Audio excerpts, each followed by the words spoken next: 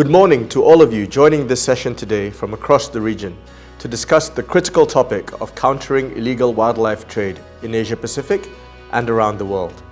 I would like to thank WWF's Asia Pacific IWT Hub for inviting me, representing WWF Malaysia, to address you all. Today, as we gather virtually, our presence throughout Asia and Australasia aptly represents the global effort to combat the scourge that threatens the loss of our precious biodiversity. The demand for wildlife products, particularly in our part of the world, continues, driving poaching and the wildlife trade. The sums are vast. Illegal wildlife trade is now the fourth largest illicit transnational activity in the world, making it all the more challenging to stop the decimation of annual populations and the harming of people and society. Unfortunately, this problem is particularly pronounced in my home country, where poaching has reduced our Malayan tiger population from over 3,000 in the 1950s to less than 200 today. The Malayan tiger is our national symbol, a pair of them boldly holding up our national crest, and yet they are being hunted to extinction.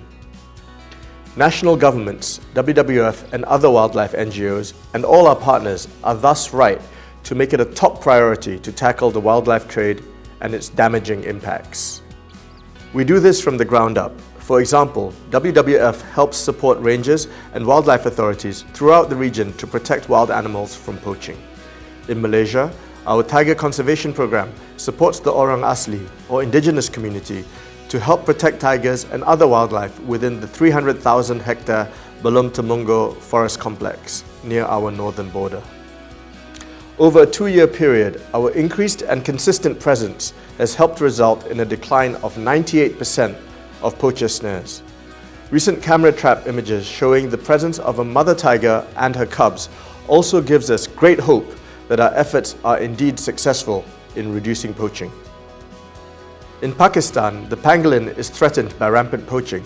80% of the population has been lost, and it has been listed as endangered. To address this challenge, WWF Pakistan, in collaboration with partners like the Ministry of Climate Change and the United Nations Office on Drugs and Crime, work together to combat illegal wildlife trade in the country by supporting policy work, improving knowledge dissemination, and institutional capacity building of law enforcement agencies. Overall, our governments have taken serious efforts to combat poaching. In Malaysia, various enforcement agencies, with the support of civil society, embarked on an integrated approach to counter poaching that resulted in the arrest of 140 wildlife criminals in 2020. This joint initiative was given recognition at the 5th Asia Environmental Enforcement Awards of the United Nations, Interpol, and World Customs Organizations. The government of Malaysia has also allocated close to $5 million under our National Budget 2021 to hire 500 additional rangers to patrol the largest rainforest complexes in Peninsular Malaysia. Given that Malaysia's wildlife roams over 5 million hectares of forested habitat, additional means are necessary to safeguard tigers and other wildlife outside of formal protected areas.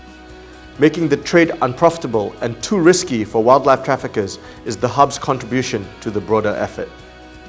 However, the illegal wildlife trade operates not only within national boundaries, but across seas and continents. This is why we must work together and partner with national enforcement agencies and Interpol. For this reason, in Malaysia, we have advocated for a wildlife crime unit to be set up within the Royal Malaysian Police, with the goal to enhance integration of interagency enforcement work covering differing jurisdictions. We should also collaborate with financial institutions and use instruments such as the Anti-Money Laundering Act to identify and disrupt flows of money and transport of contraband.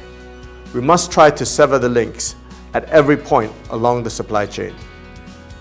For example, Malaysia, implicated as a major hub for illicit wildlife transiting across oceans, must work with banks and shippers to do what forest rangers by themselves cannot.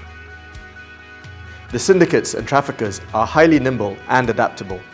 We must be too if we are to have any hope of meaningfully disrupting their operations. This is why we have pivoted to focus on the juggernaut of online wildlife sales.